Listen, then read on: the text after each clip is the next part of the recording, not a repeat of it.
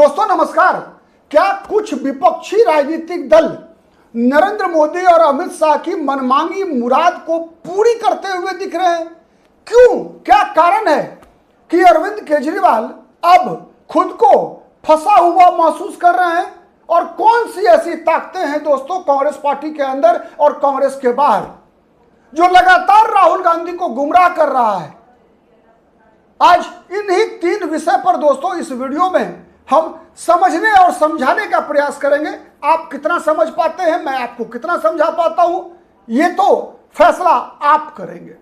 लेकिन आपसे आग्रह है मित्रों कि पूरी वीडियो देखिएगा। मैं प्रयास करूंगा कि अपनी समझ के अनुसार इन तीनों विषय पर कि कैसे विपक्ष का एक खेमा, पूरा विपक्ष नहीं है बल्कि विपक्षी राजनीतिक दलों का एक बड़ा वर्ग है दोस्तों, जो नरेंद्र मोदी और अमित शाह की मनमांगी मुराद को पूरी कर रहा है। दूसरा सवाल है दोस्तों कि अरविंद केजरीवाल गिरगिरा क्यों रहे हैं, क्यों गिरगिराना पड़ रहा है अरविंद केजरीवाल को? और तीसरा कारण, राहुल गांधी किससे गुमराह हो रहे हैं? दोस्तों बारी बारी से शुरुआत करते हैं। मैं हूं प्रदीप कुमार, आप देख रहे हैं पॉलिटिकल आइडिया। आपसे आग्रह है, जो मैंने पहले भी किया, हमारा विश्लेषण पसंद आता है तो प्लीज लाइक कीजिए, शेयर कीजिए, जिससे कि अधिक से अधिक लोगों तक हमारी बातें पहुंचे। हमारा प्रयास केवल और केवल एक दिशा में होता है, एक दिशा में होता है, और वो दिशा है राष्ट्रहित का। राष्ट्रहित का वो दिशा है दोस्तों। आप कितने सहमत होंगे कमेंट करके जरूर बताइएगा। मेरा मानना है दोस्तों कि इस देश की राजनीति के लिए, देश में लोकतंत्र के लिए, इस देश में सभ्य समाज के अनुसार नागरिक अधिकार और नागरिक कर्तव्य की भूमिका का निर्वहन करने के लिए जितना महत्वपूर्ण सत्ता पक्ष है उतना ही महत्वपूर्ण विपक्ष भी होता है। लोकतंत्र के दो खंभे होते हैं, दो पहिए होते हैं, सत्ता पक्ष और विपक्ष। इन दोनों के बीच व्यवहार दुश्मनों जैसा नहीं होना चाहिए। दोस्तों कई बड़ी खबरें निकल कर आ रही है, कई बड़ी खबरें निकल कर आ रही है कि देश के कई शहरों में पक्ष और विपक्ष दोनों तरफ के लोग, एक तरफ जहां विपक्षी राजनीतिक दल के जो छात्र संगठन है, विपक्षी राजनीतिक दल से जुड़े हुए जो लोग हैं, ये सभी रैलियां कर रहे हैं, जुलूस निकाल रहे हैं, प्रदर्शन कर रहे हैं। वहीं अब सत्ताधारी दल भारतीय जनता पार्टी के नेता कार्यकर्ता, उनके छात्र संगठन, उनके युवा संगठनों ने भी सड़क पर ही विपक्षी राजनीतिक दलों से फरियाद लेने का ऐलान कर दिया है। दोस्तों इसी क्रम में देश के कई शहरों में मुठभेड़ की खबरें आ रही है। अच्छी बात नहीं है देश के लोकतंत्र के लिए, अच्छी बात नहीं है दोस्तों। बिहार की राजधानी पटना से एक खबर आ रही है कि वामपंथी दलों के छात्र संगठन के द्वारा जो जुलूस निकाला गया था, जो प्रदर्शन किए जा रहे थे, उनमें से एक प्रदर्शनकारी ने एक पुलिसकर्मी के गाल पर चाकू मार दिया। दोस्तों इसी प्रकार की कई घटनाएं आपने दिल्ली में 21 तारीख को संसद पर प्रदर्शन के दौरान देखा था। दोस्तों 20 तारीख को आपने देखा किस प्रकार से पुलिसकर्मियों के साथ वहां दुश्मन देश की सेना की तरह व्यवहार किया जा रहा था। दोस्तों हमने भी अपने जीवन के अंदर कई आंदोलनों को देखा है, कई छात्र आंदोलन को भी देखा है। दोस्तों ऐसा कभी नहीं होता था। दोस्तों लगातार हर आंदोलन के दौरान छात्र पुलिस कर्मियों से हाथ जोड़कर कहा करते थे कि हमारी आपसे कोई दुश्मनी नहीं है, हमारी मांग सरकार से है, और पुलिसकर्मी भी सहानुभूति दिखाया करते थे। आंदोलनकारी के प्रति सहानुभूति होते थे पुलिसकर्मी, तभी बल प्रयोग किया करते थे जब उन पर ऊपर का आदेश होता था। और बल प्रयोग करते समय भी उनके अंदर एक ममता होता था, उनके अंदर एक सहानुभूति का भाव होता था कि ये भी किसी का बच्चा है। लेकिन आज वही बच्चे के भेष में जब कुछ लोग पुलिस कर्मियों के साथ ऐसा व्यवहार कर रहे हैं दोस्तों, जैसे कोई अपराधी करता हो, तो दोस्तों इसका परिणाम क्या हो सकता है आप कल्पना करके देखिए। इसका परिणाम क्या होगा दोस्तों, आप सोचिए कि जब इन वामपंथी राजनीतिक दलों के छात्र संगठन के लोग जो डफली बजाते हैं एक तरफ, दूसरी तरफ पुलिस कर्मियों को देश के दुश्मन की तरह उनकी पर जानलेवा हमला करते हैं। दोस्तों मीडिया कर्मियों पर जिस प्रकार से जानलेवा हमले हो रहे हैं, आप कल्पना कीजिए कि अगर उसकी प्रतिक्रिया में भारतीय जनता पार्टी के कार्यकर्ता भी वही खेल करना इनके साथ शुरू कर दे तो क्या होगा? आप कल्पना कीजिए दोस्तों। आज देश के अंदर आप इतना तो मानेंगे ना कि इस देश के अंदर सर्वाधिक संख्या वाली राजनीतिक दल भारतीय जनता पार्टी है। कई राज्य ऐसे हैं दोस्तों जहां वामपंथी राजनीतिक दलों का नाम लेवा भी नहीं है। अगर चुन चुन कर भारतीय जनता पार्टी के कार्यकर्ता और नेता इनको निशाना बनाए तो आप किस प्रकार की अपेक्षा कर रहे हैं? आप सोचिए, थोड़ा सोचिए। मैं तो आग्रह करूंगा कि कभी भी लोकतंत्र में, एक लोकतांत्रिक राष्ट्र के अंदर, एक सभ्य समाज के अंदर ऐसे किसी भी कार्रवाई का कोई स्थान नहीं होता है। भारत एक ऐसा देश है दोस्तों, भारत केवल इतिहास है, दुनिया को बुद्ध भी भारत ने दिया है दोस्तों, गौतम बुद्ध भारत ने दिया है। भारत के राजा अशोक, सम्राट अशोक, चक्रवर्ती सम्राट युद्ध करके थक गए। वो देश है भारत। भारत महात्मा गांधी का देश है। भारत लोकनायक जयप्रकाश नारायण का देश है दोस्तों। जब 1975 में जब छात्र आंदोलन, अब तक का सबसे बड़ा छात्र आंदोलन आजादी के बाद इस देश में की शुरुआत होती है, और कई लोग उन दिनों आज बड़े पत्रकार हैं राम बहादुर राय, उन दिनों सामाजिक कार्यकर्ता के रूप में के.एन. गोविंदाचार्य पटना में रहा करते थे दोस्तों। और जब ये लोग स्वर्गीय जयप्रकाश नारायण, लोकनायक जयप्रकाश नारायण के पास गए कि हमारा आंदोलन दिशाहीन है, आप नेतृत्व कीजिए, तो लोकनायक जयप्रकाश नारायण ने कहा कि एक शर्त पर मैं आपका नेतृत्व करने को तैयार हूं। एक शर्त होगा कि आप पर कितना भी प्रहार होगा, आप पर लाठी चलेगी, आप पर वाटर कैनन चलेगा, आपके ऊपर टीयर गैस के गोले फेंके जाएंगे, लेकिन आपका हाथ नहीं उठेगा। आपका हाथ पुलिस कर्मियों पर नहीं उठेगा। आप सरकारी संपत्तियों को नुकसान नहीं पहुंचाएंगे। और उसके बाद जो छात्र आंदोलन चला दोस्तों, उसने देश से आपातकाल लगाने वाली इस देश में तानाशाही सरकार को उखाड़ कर फेंक डाला था। यानी अगर आपको अपने आंदोलन को सफल करना है तो आपको अपनी ताकत को बचा के रखना होगा, और सबसे बड़ी ताकत है अहिंसा में। दोस्तों, दुनिया में केवल एक ही संस्कृति ऐसी है जहां शांति से परिवर्तन हुआ है। केवल एक संस्कृति है, वो भारत की संस्कृति है। और इसीलिए यहां गौतम बुद्ध का भी जन्म हुआ, यही महात्मा गांधी का भी जन्म हुआ, यहीं पर लोकनायक जयप्रकाश नारायण का भी जन्म हुआ, और लोकतंत्र का भी जन्म भारत में ही हुआ। वरना मार्टिन लूथर किंग और नेल्सन मंडेला भी अपना आदर्श महात्मा गांधी और गौतम बुद्ध को नहीं मानते। ये वो धरती है भारत, लेकिन भारत के चरित्र को बदलने का प्रयास करने वाले कहां दुनिया के किसी कोने में कम्युनिस्टों को देखा है आपने दोस्तों, जहां वो बगैर हिंसा के अपनी बातें मनवाते हैं? नहीं, दुनिया में कहीं भी शांति और कम्युनिस्ट एक साथ नहीं रह सकते। मैं कोई नैरेटिव चलाने का प्रयास नहीं कर रहा हूं, मैं केवल आपको सच्चाई बता रहा हूं। आप दुनिया का एक स्थान बता दीजिए दोस्तों जहां पर कि शांति और कम्युनिस्ट एक साथ रहते हो। एक देश, दुनिया का एक धरती का एक कोना बताइए जहां शांति और कम्युनिस्ट एक साथ रहते हो। कहीं नहीं मिलेगा। दोस्तों, दुनिया में एक ऐसा छोटा सा जगह बताइए जहां इस्लाम और कम्युनिस्ट एक साथ रहते हो, जहां इस्लाम और कम्युनिस्ट एक साथ रहते हो। एक जगह बता दीजिए दोस्तों। नहीं मिलेगा, इस धरती पर नहीं मिलेगा। समझिए असली खेल को, वरना मुझे डर है, आप कितने सहमत हैं मुझे नहीं पता, लेकिन मुझे डर है दोस्तों कि जिस दिन वर्तमान में भारतीय जनता पार्टी ने यह तय कर लिया कि इन कम्युनिस्टों को उन्हीं की भाषा में जवाब दिया जाए,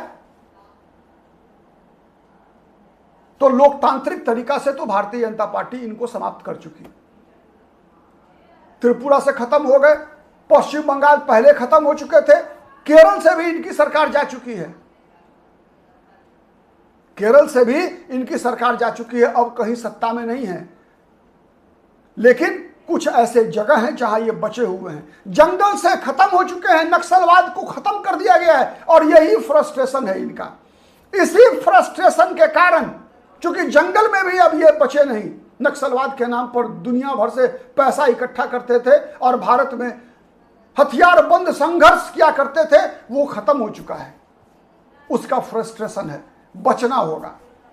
बात केजरीवाल की दोस्तों, केजरीवाल ने जो बीज बोया था झूठ के सहारे राजनीति का, जिसके कारण 2012 में मैं कभी राजनीति में नहीं जाऊंगा, अपनी पार्टी नहीं बनाऊंगा। राजनीति में गए, पार्टी बनाया, मैं कोई गाड़ी नहीं लूंगा, गाड़ी लिया, बंगला लिया, सुरक्षा लिया, सब कुछ लिया, बच्चों की कसम खाकर भी लिया, लेकिन लिया।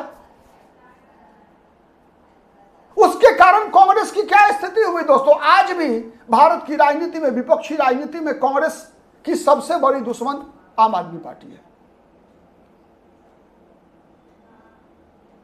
आम आदमी पार्टी आज जिस प्रकार से राहुल गांधी अब इस आंदोलन में आगे आने का प्रयास कर रहे हैं, उसके बाद अरविंद केजरीवाल अब जगह जगह, नगरी नगरी, द्वारे द्वारे, ढूंढूरे, सांवरिया, हर जगह गिरगिरा रहे हैं। अखिलेश यादव को कहा कि अखिलेश यादव, आपके पास 37 सांसद हैं, आप एक प्रस्ताव पारित कीजिए और प्रस्ताव पारित करके सोनम वांगचुक के पास जाइए, जिससे कि सरकार को यह श्रेय नहीं मिल सके कि सरकार ने सोनम वांगचुक का अनशन समाप्त कराया।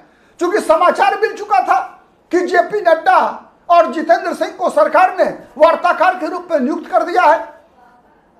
तो जेपी नड्डा और जितेंद्र सिंह के योजनाओं को, सरकार की योजना को, सरकार जो जा रही है सोनम वांगचुक के पास कि भाई आप अनशन समाप्त कीजिए, उनको मनाने के लिए, उससे पहले ही अरविंद केजरीवाल का यह प्रयास है कि वो विपक्षी दलों के 50 सांसदों को जुटाकर सोनम वांगचुक से अनशन समाप्त करा लें और क्रेडिट कांग्रेस को नहीं मिले, क्रेडिट सरकार को नहीं मिले।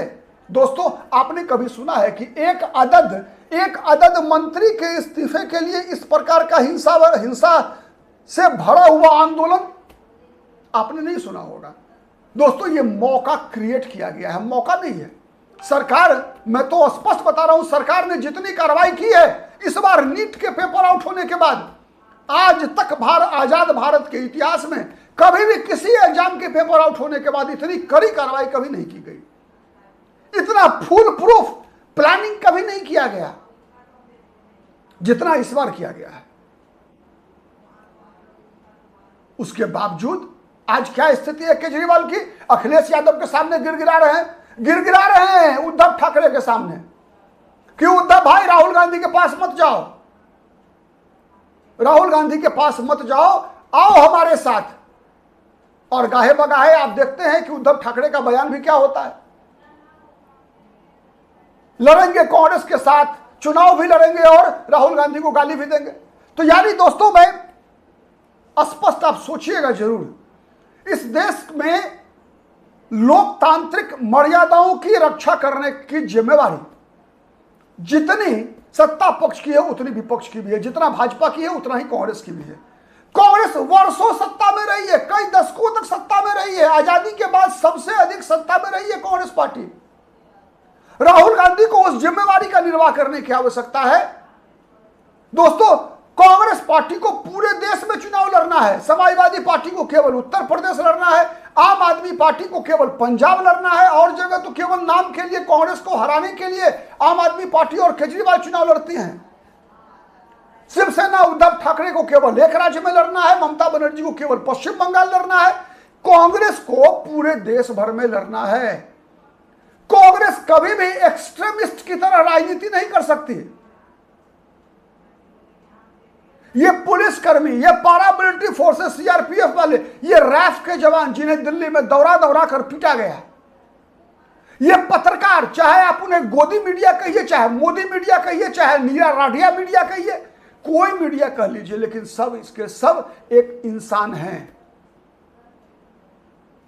अगर आप किसी को गोदी मीडिया के नाम पर लाठी से पीटेंगे अगर, तो बताइए आशुतोष कौन था? कौन है आशुतोष गुप्ता? वही आशुतोष गुप्ता ना जिसे कांसीराम ने थप्पड़ मारा था।